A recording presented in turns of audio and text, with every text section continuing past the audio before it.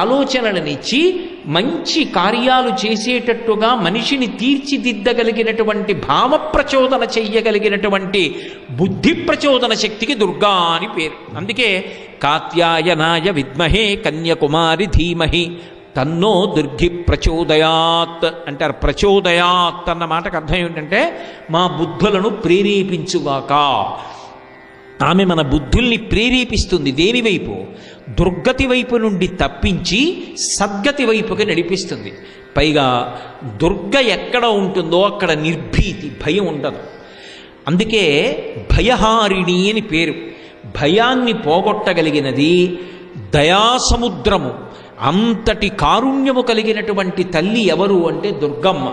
అందుకే ఎవరు పాపాత్మలో వారికి భయంకర స్వరూపంతో ఉగ్రమైన లక్షణంతో కనపడుతుంది. పరమ భాగవతోత్తములైనటువంటి వారికి కన్న తల్లిలా కాపాడుతుంది. అటువంటి దుర్గమ్మని పోతనగారంతటి వారు కీర్తించారు. అటువంటి తల్లి చేత ఖడ్గం పట్టుకుని కింద కూర్చుని ఉంటుంది విభుజి అయి. ఆమె కనకదుర్గమ్మ మహాప్రసన్నమూర్తి. అటువంటి తల్లికి నమస్కారం చేసి కొండ మెట్లు ఎక్కుతారు. కొన్ని వందల మెట్లో వేల మెట్లో ఎక్కవలసిన అవసరం లేకుండా కొండ శిఖరం చేరడానికి అవకాశం కలిగినటువంటి పరమాద్భుతమైనటువంటి క్షేత్రములలో అగ్రగణ్యమైనటువంటి క్షేత్రం ఏదైనా ఉంటే అది అన్నవర క్షేత్రం.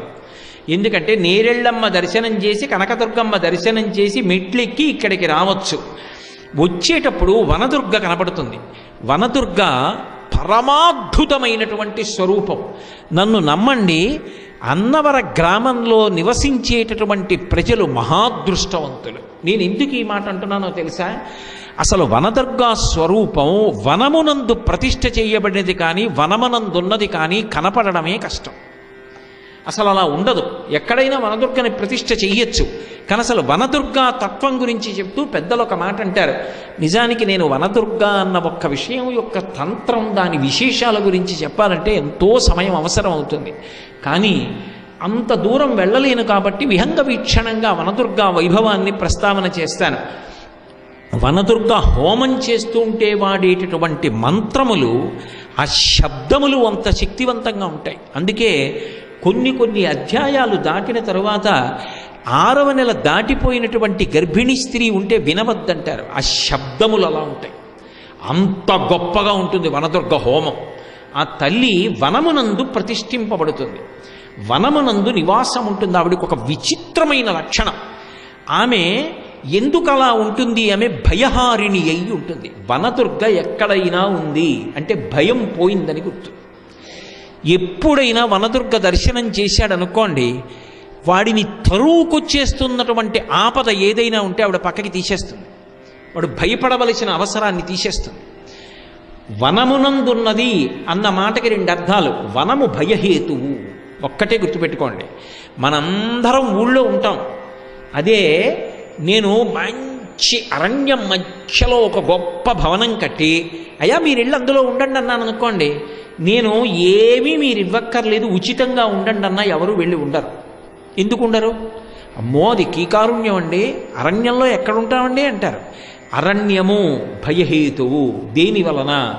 అరణ్యము చోరులకు నివాస స్థానం. దొంగలుంటారు, అన్నిటిని మించి క్రూర మృగాలు ఉంటాయి, విషసర్పాలుంటాయి, భయంకరమైనటువంటి పక్షులుంటాయి. బాగా చీకటి పడిపోయిందనుకోండి, ఆ ప్రాంతంలో తిరగడానికి ఇష్టపడరు. అరణ్య ప్రాంతము అంటే భయహేతువు. వనము భయము ఈ 2 పర్యాయ పదాలు. అందుకే వనే వా హర్మ్యే వా అంటారు శంకరాచార్యులు వారు సౌందర్యలహరిలో. అమ్మవారి అనుగ్రహం పొందిన వాడికి హర్మ్యంలో ఉన్నా వనంలో ఉన్నా ఒక్కటే. వనదుర్గ అన్న మాటకు అర్థం ఏమిటో తెలుసా? ఆవిడ కాని ఉన్నదా వనమునందు ఉన్నా భయం లేదు. ఆవిడ క్రూర మృగములు చెనకకుండా, భయంకరమైన సర్పములు చెనకకుండా, చోరులు దాడి చెయ్యకుండా కాపాడగలిగినటువంటి భయహారిణి.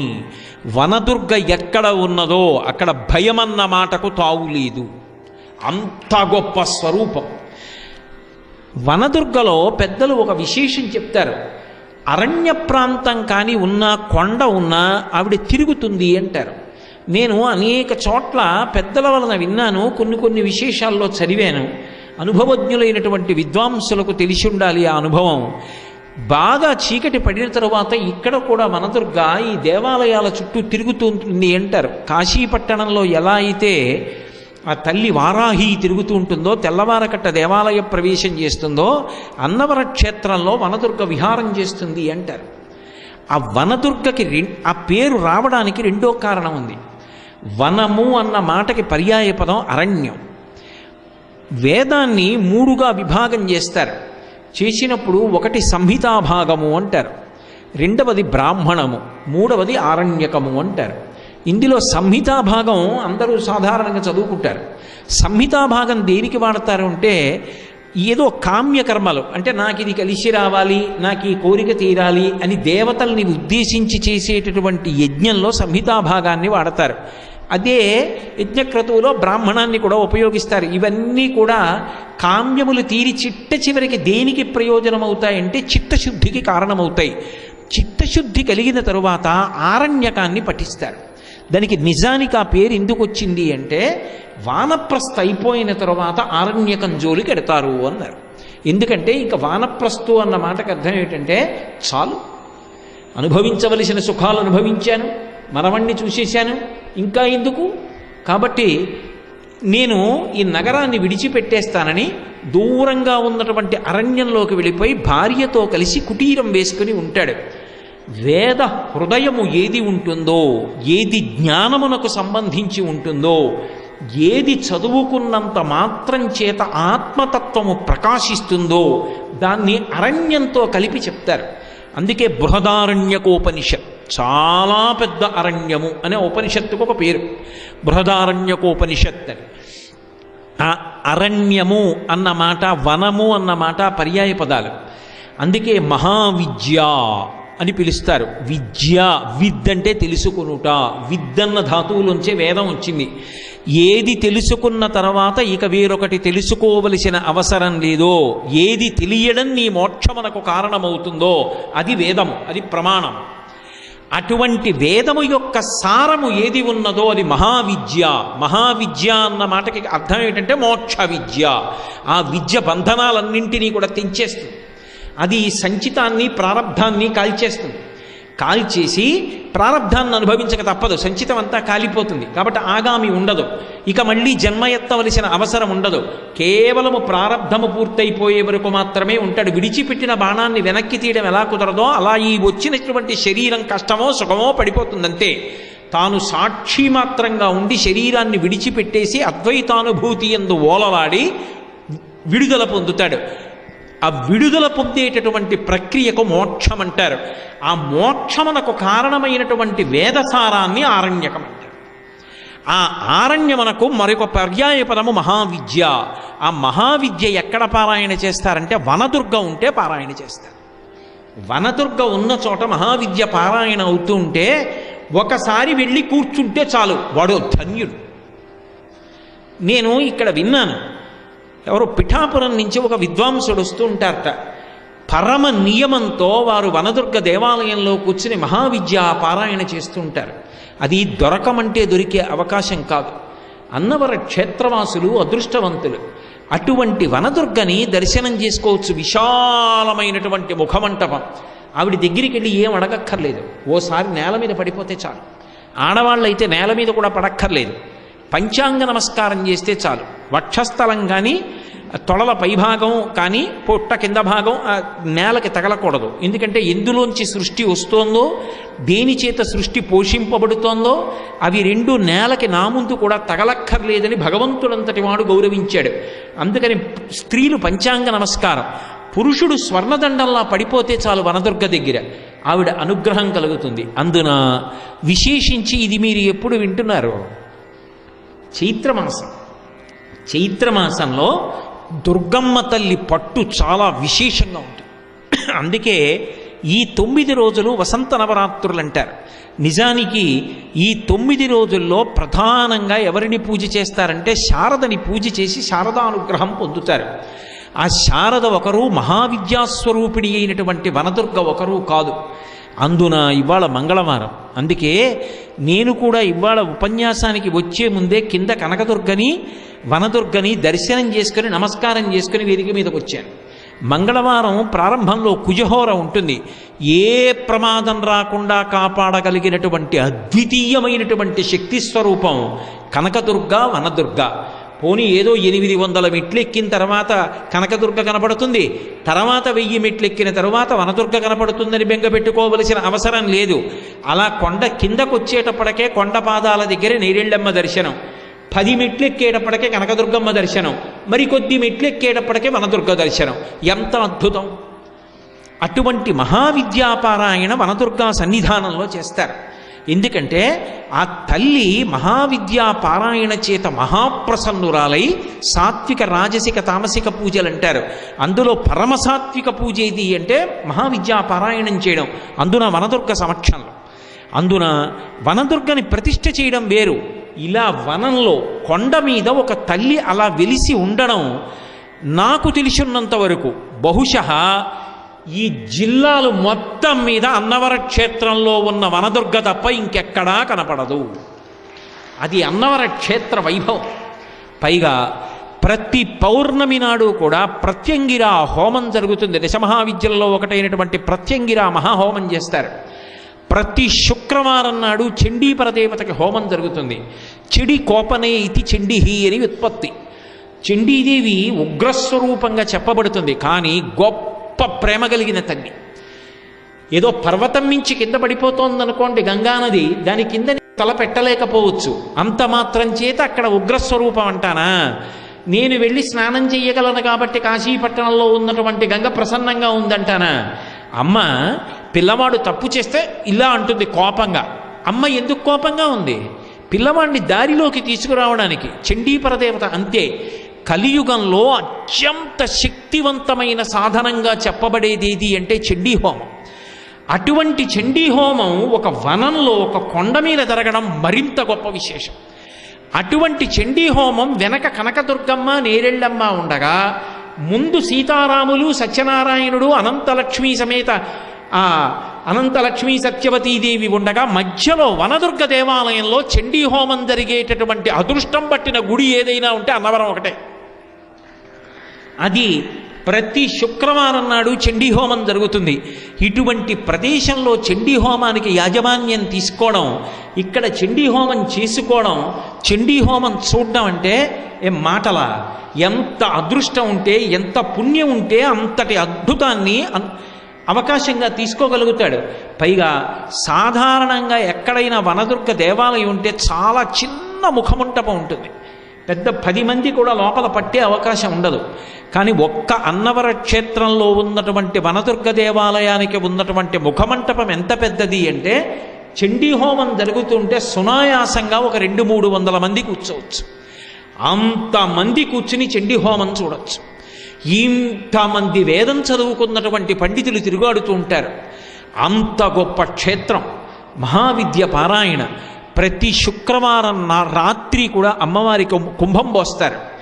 ఇన్ని వైభవాలతో కూడుకున్నటువంటి పరదేవత యొక్క క్షేత్రము, విరాజమానమైనటువంటి దేవాలయం ఉన్నటువంటి క్షేత్రం ఒక్క అన్నవర క్షేత్రం. అటువంటి అన్నవర క్షేత్రంలో వనదుర్గా తల్లి వెలిసి ఉంది. వనదుర్గ అంత గొప్పదై ఉండడం ఒకెత్తైతే, ఆ వనదుర్గ దేవాలయం దాటి వచ్చిన తరువాత సీతారామచంద్ర ప్రభువు ఈ దేవాలయానికి అంతటికీ కూడా రక్షకుడు. కొండ పైకి వచ్చేస్తే సీతారామచంద్రమూర్తి దేవాలయానికి అంతటికీ కూడా క్షేత్రపాలకుడై ఉంటాడు. అంటే మీరొక్కటి ఆలోచించండి. నేను వీధిలోకి వెళ్ళాను అనుకోండి, ఏవో చెప్పులు వేసుకుంటాను, పంచె కట్టుకుంటాను, లాల్చీ వేసుకుంటాను, ఉత్తరీయం వేసుకుంటాను, మెడలో ఓ రుద్రాక్షమాల వేసుకుంటాను, కళ్ళజోడు పెట్టుకుంటాను, సరే ఉంగరం ఎప్పుడూ ఉంటుందనుకోండి, ఇవన్నీ పెట్టుకుని ఎడతాను. నేను వీధిలోంచి తిరిగి వచ్చేసిన తరువాత ఇంటికి వెళ్ళి చెప్పులు వీధిలో వదిలేస్తాను, ఈ పుష్పమాల గుమ్మానికి తగిలిస్తాను, ఇంకొంచెం లోపలికెళ్ళి ఈ లాల్చీ విప్పి దండం మీద పడేస్తాను, పంచె దండం మీద పడేస్తాను, స్నానం చేసి ఓ చలువు బట్ట కట్టుకుంటాను. నిద్రపోయే ముందు రుద్రాక్షమాల మాత్రం ఎక్కడ పెడతానో మీకు కూడా చెప్పకూడదు కదూ. ఎలా చెప్తా సభలో? కానీ భద్రంగా దాచనా? భద్రంగా దాస్తాను. ఎందుకని? అది బంగారంతో చేయబడిన రుద్రాక్షమాల, పైగా మా గురువుల చేత కటాక్షింపబడిన మాల. కాబట్టి నేను జాగ్రత్తగా ఉంచుకోవాలా వద్దా? చెప్పులు వీధిలో విప్పినట్టు రుద్రాక్షమాల వీధిలో పడేసేడతానా? వెళ్ళను. ఏది పరమభద్రమో దానికి ఎక్కువ రక్షణలు పెడతాను. సత్యనారాయణ స్వామిని చేరుకోవాలంటే వీళ్ళ అనుమతులు తీసుకుంటే తప్ప వెళ్ళడానికి కుదరదు. ఇన్ని రక్షణలు పెట్టబడ్డాయంటే ఆయన ఎంత దివ్యమంగళమూర్తి అయి ఉండాలి. అంతటి ప్రసన్నుడు. ఒరే అలా అన్నానని నేను ఎక్కడో కూర్చుంటే పాపం మీరు రాలేర్రా అని 365 రోజులు రైల్లోనైనా బస్సులోనైనా వచ్చి చాలా సునాయాసంగా ఒంట్లో కొద్ది ఓపికన్నా కూడా ఎక్కడానికి సాధ్యమైనన్ని తక్కువ మెట్లతో ఉన్నటువంటి క్షేత్రంలో విలిచి ఇంతమంది అమ్మల దర్శనం చేసిన తర్వాత సీతారామచంద్ర ప్రభు దర్శనం చేసుకుని మనం దర్శనం చేసుకోవడానికి యోగ్యమైన రీతిలో మహానుభావుడు విలిచి ఉన్నాడు. ఎంత అదృష్టవంతులం మనం! అంత గొప్ప క్షేత్రం. అందుకే ఇక్కడ సత్యనారాయణ స్వామి వారికి కళ్యాణం అవుతుంటే పెద్దరికం రామచంద్రమూర్తిని, సీతారామచంద్రమూర్తికి రేపు నవమి నాడు కళ్యాణం అయితే సత్యనారాయణ స్వామిది పెద్దరికం. నేను మీతో ఒక మాట చెప్పా, సత్యనారాయణ స్వామి వారికి రామచంద్రమూర్తికి చాలా దగ్గర పోలికలు ఉంటాయి, మూర్తిలోనూ తత్వంలోనూ కూడాను అని నేను మనవి చేసి ఉన్నాను. ఇక్కడ సత్యనారాయణ స్వామి వారి యొక్క వ్రతానికి ఎనలేని విశేషం ఉంది. ఈ చేయించేటటువంటి వ్రతం కూడా మీరు ఏదో యాంత్రికంగా పాటించడం కాకుండా మీరు కొంచెం ఉత్సాహంగా సంతోషంగా ఉండాలి. కానీ ప్రాణం పెట్టి చేయించి ఆ వచ్చినవాడు సంతోషపడితే ఆనందించడానికి ఎంతమంది పండితులు ఉన్నారో ఇక్కడ. ఇంతమంది పండితులు ఒక దేవస్థానం మీద ఒక వ్రతం మీద ఆధారపడి జీవనాన్ని చేస్తున్నటువంటి అద్భుతమైన క్షేత్రం. ఇక్కడ వ్రతాన్ని ప్రారంభం చెయ్యాలి అంటే చాలా గొప్ప విశేషం. ఏదో మనం యాజమాన్యం స్వీకరించి కూర్చుంటే సరిపోదు. దానికి వస్త్రాన్ని పరిచి దేవాలయ ప్రాంగణం కనుక ఆ వస్త్రం మీద తండుల రాశి పోసి బియ్యం పోసి కలశపెట్టి పూజ ప్రారంభం చేస్తారు. సరే, ఎప్పుడూ జరిగినట్టే దేశకాల సంకీర్తనం చేసి దేశకాల సంకీర్తనమైన తరువాత గణపతి పూజ చేసి కలశ పూజ చేసి సత్యనారాయణ స్వామి వారి యొక్క వ్రత పూజ జరిగేటప్పుడు విశేషం ఏమిటంటే మొట్టమొదట పంచలోకపాలకుల్ని పిలుస్తారు. పంచలోకపాలకులు అంటే 5 ప్రధానులై ఈ లోకములన్నిటినీ కూడా పరిపాలిస్తూ ఉంటారు. వాళ్ళని మంత్రశక్తి చేత పిలుస్తారు. ఇది సనాతన ధర్మానికి ఉన్నటువంటి వైభవం. ఇంత సభ జరుగుతుంటే ఇన్ని వేల మంది కూర్చుని ఉండగా ఎవరో ఒకరు లేచి కోటేశ్వరరావు గారు అని పెద్దగా అరిచారనుకోండి, నా భావతంత్రులు తెగిపోయి ఎవరా అలా అరిచిందని ఒక్కసారి అటువైపు చూస్తానా చూడనా, నా పేరు పెట్టి పిలిచినంత మాత్రం చేత నా దృష్టి అటువైపుకి తిరిగి చూడడం నా లక్షణం అయితే స్వరప్రోక్తంగా స్వరంతో కూడుకున్నటువంటి మంత్రంతో దేవతల్ని పిలిస్తే దేవతాశక్తులు బయలుదేరి వస్తాయి. మరి మాకెందుకు కనపడవండి అంటే ఆ తేజస్సు నిండిన వాడికి కనపడతాయి. ఆ తేజస్సు ఇవాళ మన ఎందుకు క్షయమైపోయింది. మనకి అనుష్ఠాన బలం, మనకంటే మీ వంటి వారిని కాదు, నాబోటిగడికి అనుష్ఠాన బలం లేని కారణం చేత, ధర్మమునందు అనురక్తి పోయిన కారణం చేత దేవతలు కంటికి కనపడడం లేదు తప్ప మహాత్ములైనటువంటి వారు ఇప్పటికీ ఆ దేవతలని దర్శనం చేయగలరు. ఆ శాబ్దిక శక్తి చేత, స్వరం చేత దేవతలు వస్తారు. మొట్టమొదట విఘ్నేశ్వరుణ్ణి పిలుస్తారు పంచలోకపాలకుల్లో. తరువాత బ్రహ్మగారిని పిలుస్తారు, బ్రహ్మాణమావాహయామి అని. తర్వాత విష్ణువుని పిలుస్తారు. తర్వాత రుద్రుణ్ణి పిలుస్తారు. 5వది లోకపాలకి అమ్మవారు గౌరీదేవిని పిలుస్తారు. ఈ 5 మంటపంలో మంత్రశక్తి చేత పిలుస్తారు. అయితే ఒకటి, వ్రతం చేసుకునేటప్పుడు వ్రతం చేసుకునేవాడికి ఫలితం ఇస్తుందా, వ్రతం చూసిన వాడికి ఫలితం ఇస్తుందా అంటే ఎవరు శ్రద్ధతో ఉన్నారో వారికి ఇస్తుంది. అంత కష్టపడి వారు మంత్రం చెప్తున్నారనుకోండి, మీరు ఆ భావనతో తాదాత్మ్యం అయితే దాన్ని వివరణ చేయడం కూడా వాళ్ళకి సంతోషంగా ఉంటుంది. ఇదిగో ఈ మంత్రంతో పిలుస్తున్నాం, ఫలానా వారిని రమ్మంటున్నాం అని చెప్పడంలో వాళ్ళకు ఒక పొంగు ఉంటుంది. ఆ ఉత్సాహం మనకి లేదనుకోండి, మనం కూర్చుని సెల్ ఫోన్ మాట్లాడుకుంటుంటే వాళ్ళకేం ఉత్సాహం ఉంటుంది చెప్పడానికి? ఎందుకు వివరణ చెయ్యాలనిపిస్తుంది? ఆ ఉత్సాహం మనం ప్రకటన చేసినప్పుడు వాళ్ళు కూడా దానికి వివరణ చెయ్యగలుగుతారు.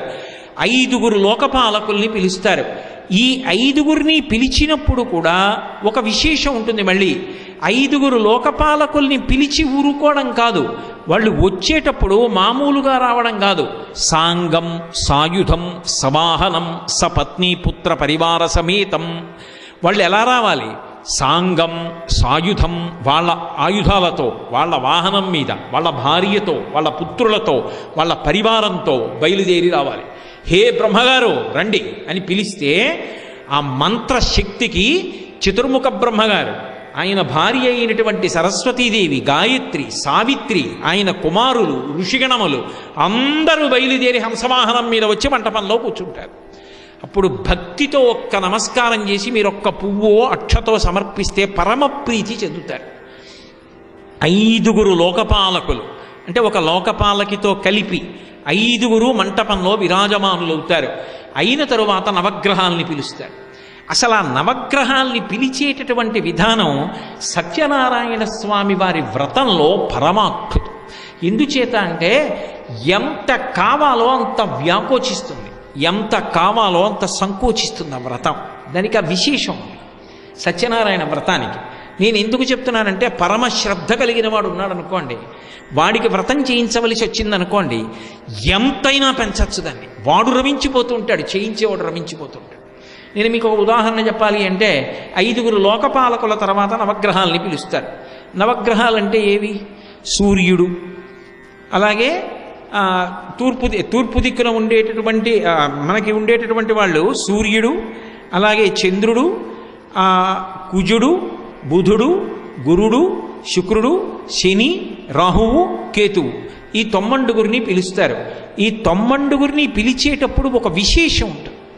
అవతలవాడు పరమ సంతోషంతో పరమ భక్తితో వ్రతం చేసేవాడు అనుకోండి, ఆ పిలిచేటప్పుడు కొన్ని చమత్కారాలు ఉంటాయి. ఉదాహరణకి సూర్యగ్రహాన్ని పిలుస్తున్నారనుకోండి, సూర్యగ్రహమాగ హే ఆగచ్చా రా అని పిలిచేటప్పుడు ఒక చమత్కారం ఉంటుంది. ఆయన రక్తవర్ణం, ఆయన ఎర్రటి రూపంతో ఉంటాడు, ఎర్రటి పద్మాన్ని పట్టుకుంటాడు, రక్త వస్త్రం, ఎర్రటి వస్త్రం కట్టుకుంటాడు, రక్తమాల్యానులేపనం, ఎర్రటి ఆభరణాలు వేసుకుంటాడు, ఎర్రటి రథం ఎక్కుతాడు, ధ్వజ పతాకాలు కూడా ఎర్రగా ఉంటాయి. మీరు ప్రదక్షిణీకుర్వాణం, మేరు పర్వతానికి ప్రదక్షిణం చేస్తూ వస్తాడు రథం మీద.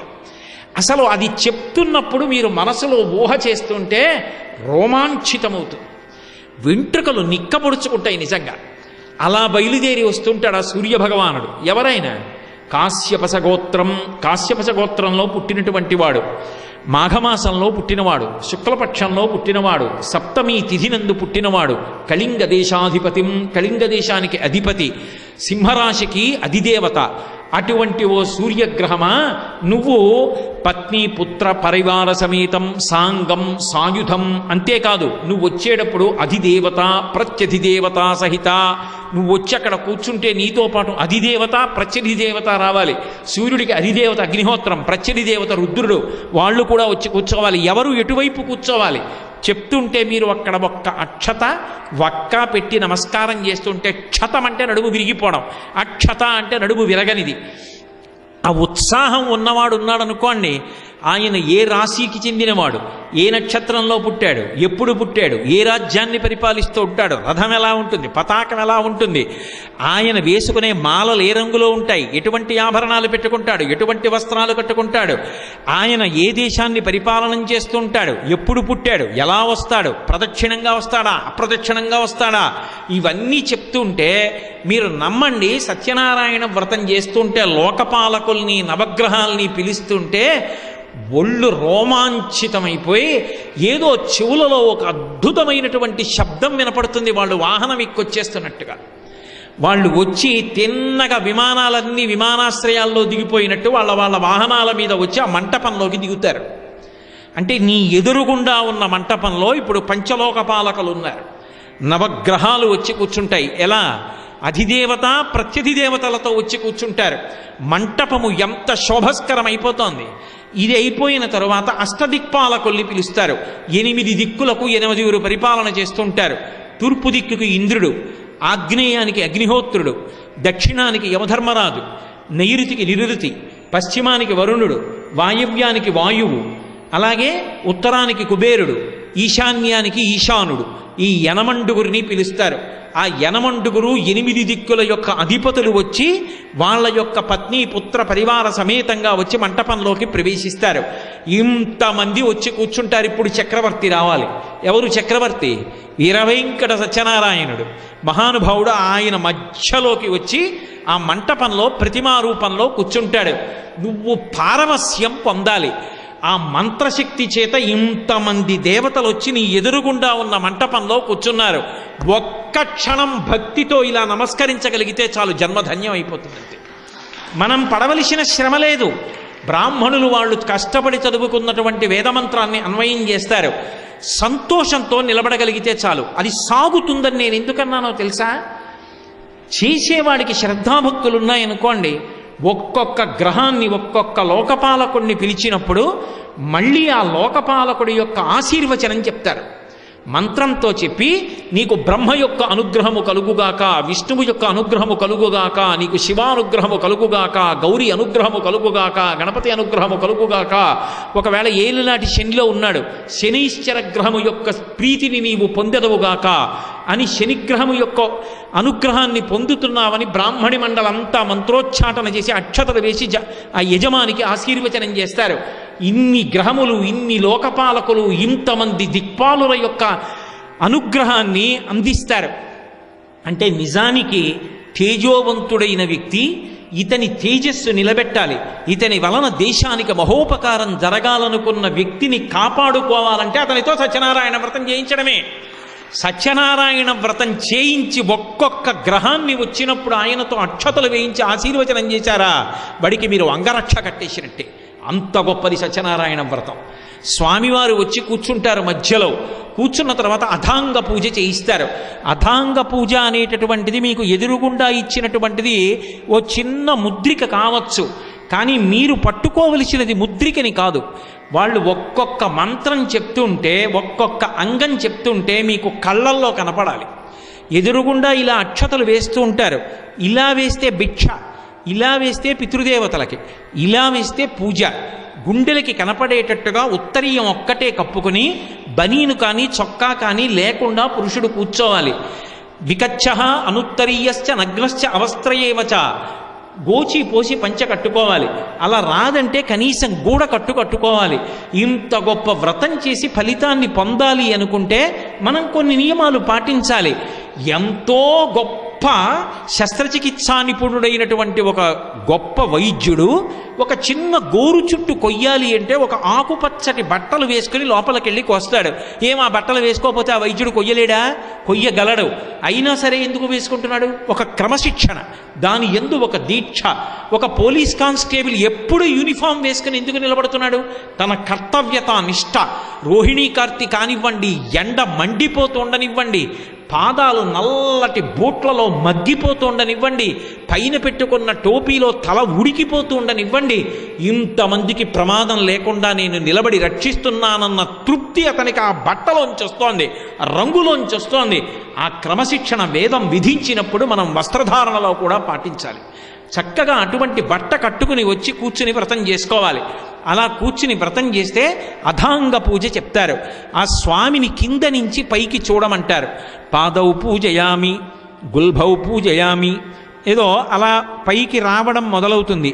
అలా పైకి రావడం మొదలైనప్పుడు జానుని పూజయామి, ఊరూం పూజయామి, కటిం పూజయామి, ఉదరం పూజయామి, వక్షస్థలం పూజయామి, భుజౌ పూజయామి, కంఠం పూజయామి, ఏదో వక్త్రం పూజయామి, దంతాన్ పూజయామి, శిర పూజయామి, సర్వాణ్యంగాని పూజయామి అంటారు. యాంత్రిక పూజ చేయకూడదు అథాంగ పూజలో. కళ్ళు మూసు కూర్చుంటే పాదౌ పూజయామి అనేటప్పటికీ ఆయన యొక్క 2 పాదముల మీద నా చేతిలో ఉన్నటువంటి అక్షతలు పడాలి. మీరు ఇలా వీకపోయినా దోషం రాదు. అథాంగ పూజలో మీరు కళ్ళు మూసు కూర్చుంటే చాలు. మీరు ఇలా వేస్తున్నట్టు భావన చేస్తే ఆయన మైకు పట్టుకుని పూజ చేయిస్తూ పాదౌ పూజయామి అన్నారనుకోండి, మీరు ఇలా వేస్తే మీరు వేసిన అక్షతలు స్వామి పాదముల మీద పడాలి. గుల్భౌ పూజయామి అన్నారనుకోండి, ఆయన యొక్క చీలమండల మీద పడాలి. ఏదో జానుని పూజయామి ఆయన మోకాళ్ళ మీద పడాలి. ఊరూం పూజయామి ఆయన తొడల మీద పడాలి. కటిం పూజయామి ఆయన నడుం మీద పడాలి, ఉదరం పూజయామి ఆయన పొట్ట మీద పడాలి, వక్షస్థలం పూజయామి స్వామి గుండెల మీద వెయ్యాలి, ఏదో కంఠే పూజయామి ఆయన కంఠం మీద వెయ్యాలి, వక్త్రం పూజయామి ముఖం మీద ఓ 2 పువ్వులు వెయ్యాలి, దంతాన్ పూజయామి ఎలా, అది అథాంగ పూజలో రహస్యం. నిజంగా కళ్ళు విప్పి ఇలా ఇలా వేసిన వాడికి దంతములు కనపడవు. ఎవరికి కనపడతాయి అంటే ఆ చేసేటటువంటి వాడి భక్తి చూసి ఎంత ప్రేమగా వేస్తున్నావురా. పాదాల మీద వేసినట్టు ముఖం మీద వేస్తారా?